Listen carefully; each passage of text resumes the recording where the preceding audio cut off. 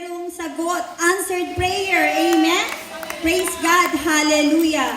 Alam niyo po, nung time na yon, nakalipat kami ng bahay at doon po ako nagsimula, 2003, na nangako sa Panginoon na hindi na ako atras abante sa pagbibigay ng ikapo. Ang ikapo po, napakahalaga sa mga taong kung gusto nyong mabless, buksan nyo ang iyong kamay at ang pagpipledge po, huwag nyong ipagwawalang bahala. At ang pagbibigay offering, huwag nyo pong ipagwalang bahala. Kasi ang iniisip ng iba, pag nagbigay ng ikapo, pinapayaman ko lang yung pastor ko, ibubulsa lang yun. Pupunta lang yun kung saan-saan. Kapatid, huwag niyong tingnan ang inyong pastor. Ang tingnan nyo, ang binibigyan nyo ang ating Panginoon. Amen? Dahil pag siya ang tiningnan nyo, ang blessing, ang balik, siksik, liglig, at umaapaw na biyaya. Huwag niyong titingnan ang pastor kung ano yung gagawin niya. Kailangan pag nagbigay kayo, galing sa inyong puso. Pag nagbigay kayo, eto yung perang yun, hawakan niyo siya. Meditate kung ano yung gusto niyo. And meditate the Word of God. Alam niyo kapatid, mangyayari ang gusto niyong mangyari sa buhay niyo. Dahil yung nangyari po sa aming buhay, sa aking buhay, lahat po imposible. Pero kay God, walang imposible. Amen? Amen. Praise the Lord.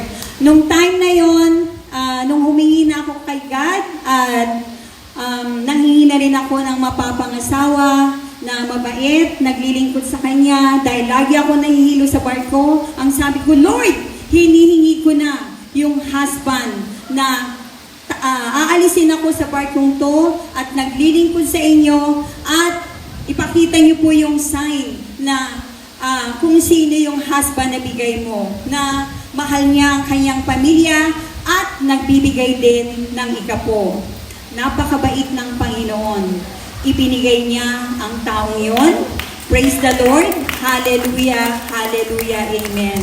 Kasi napakahirap po pag eto po sa mga kadalagahan. Napakahirap pag mag-aasawa kayo nang hindi kayo pareho Christian. Kasi minsan pinag-aawayan nyo ang pagbibigay. At kahit magbigay ka kung nag-aaway kayo, wala dun ang blessing. Kailangan nandun yung peace, nandun yung joy, love, and happiness. At pag once na humiling ka, kailangan nandun yung nakangiti ka, na galing sa puso mo. Amen? Nung ikinasal ako, hindi ko alam ang aking husband ay wala palang trabaho. Kakatanggal niya lang sa trabaho.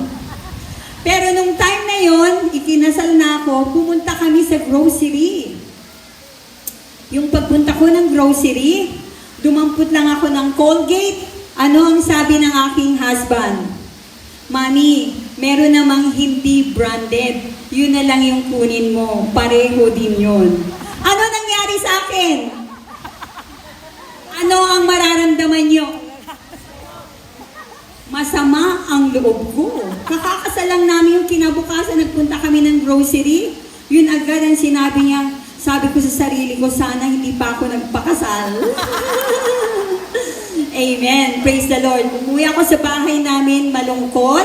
Pero yung lungkot na yon, kapag si God ang nasa isip mo, praise the Lord, matatanggal ang galit mo sa iyong husband o sa iyong kapwa. Kaya laging iisipin, pag may galit ka o sama ng loob, kay Jesus ka lumapit.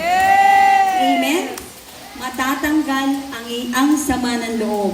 Dahil kapag nandyan ang sama ng loob sa iyong puso, ang blessing din nauudlot. Amen? Bakit? Bakit nauudlot? Dahil nangyari po yun sa buhay ko. Nung time na dalaga pa ako, ang father ko, babaero. Ngayon, ang nanay ko, umalis, pumunta ng Manila. Simula nung maliit, ang nanay ko laging sinasabi, anak, kailangan, wag daw akong titingin sa mga lalaki, baka maging babaera din ako. Hanggang sa lumaki ako, nandun sama ng loob. Sa tatay ko.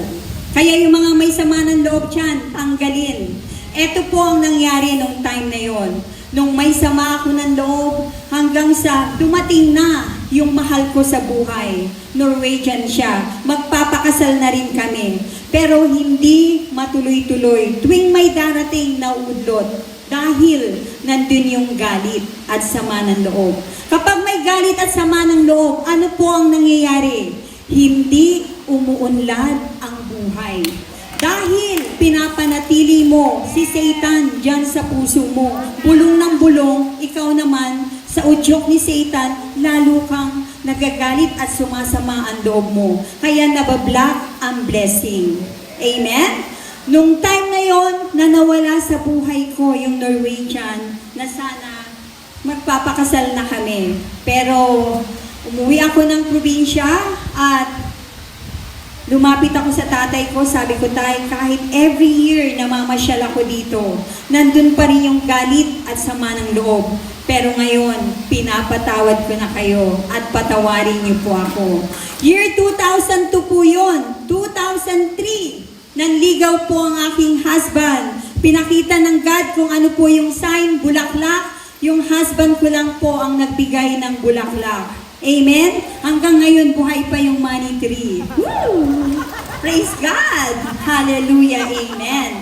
2003 po yun. 2004, kinasal na po kami. Nung kinasal kami, nagpunta na ako ng USA.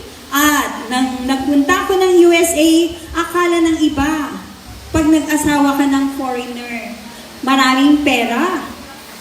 Kapatid, hindi pala. Kaya kailangan, pag mag-aasawa kayo, konting ingat dahil kawawa pala ang ating husband sa abroad. Nung dumating ako sa abroad at nakita ko ang aking husband, tuwing sa sahod siya, nagkaroon siya ng trabaho, ang sahod niya, $18 per hour. Yung $18 per hour na yon, tuwing darating yung sahod niya, malungkot siya. Pero hindi ko sinabing, bakit ka malungkot? Ang sinabi ko lang, Daddy, sabi kong gano'n, magbigay tayo kay Benny Hinn Ministry ng $58 every month. Then, sa loob ng 1 year, magbibigay tayo. Tapos makikita mo sa loob ng 3 months, may promotion na gagawin ang ating Panginoon. Amen? Praise the Lord. Hallelujah. Hallelujah. Amen. Dumating po. Ano po ang sagot ng aking husband nung sinabi ko yon? Kahit ang pera niya, tama lang pambayad ng mga utang tuwing sa sahod siya. Lagi siyang malungkot dahil hindi niya ako ma-date sa McDonald's.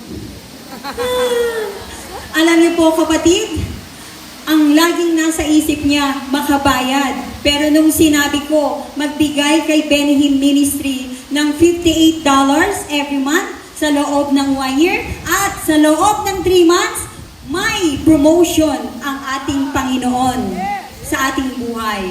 Amen? Binigay po ba ng God ang promotion na yon? Amen. Binigay ng ating Panginoon because of your faith na mangyayari yun. Dahil kung humiling ka sa Panginoon, kung wala kang faith at hindi ka naniwala na natanggap mo na yon at nahawakan mo na, hindi rin mangyayari. Kaya pag once na humingi ka sa Panginoon, kailangan you need to use your faith at believe na na-receive mo na siya. Amen? Kahit wala pa siya, hawak mo na siya. Amen? Praise the Lord. Hallelujah. Hallelujah. Amen. Alam niyo po, nung 3 months na yon, may nag-offer po sa ng promotion sa aking husband. At alam niyo po ba kung ano ang sinabi? Na yung sinabi ko yung 3 months na yon, may nag-offer sa kanya ng $35 per hour. Amen? Praise the Lord. Anong ginawa ng aking husband? Ayaw niyang tanggapin. Kasi gusto niya, meron siyang free medical, free dental, at free insurance sa company. Kaya ang sabi ko, Daddy, bigayan ni God, kaya kailangan tanggapin natin. Pero praise the Lord, tinanggap ng aking husband yung $35 per hour dahil ang sabi ko,